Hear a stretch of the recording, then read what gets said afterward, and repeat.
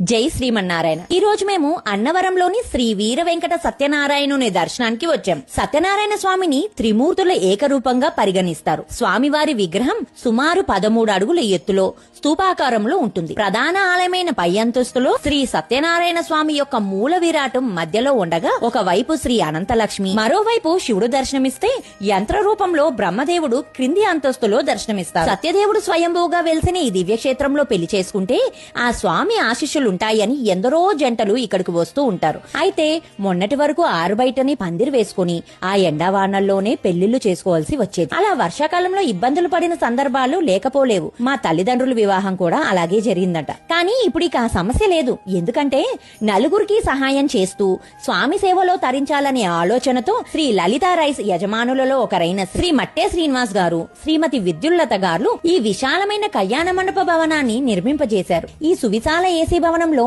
ఒకేసారి 12 జంటల కళ్యాణం జరుపుకోవడానికి ఉచితంగా ఏర్పాట్లు చేశారు. ప్రతి వేదిక వద్ద 100 నుంచి 200 మంది వరకు బంధువులు హాజరవ్వగలిగే అవకాశం ఉంది.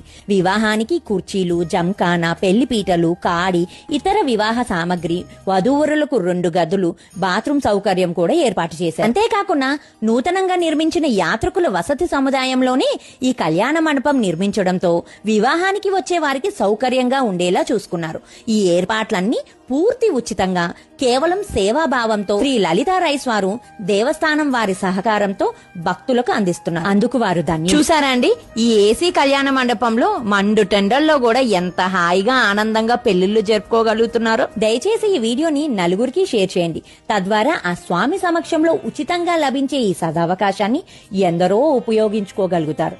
జై శ్రీమన్నారాయణ. మీ కవిత.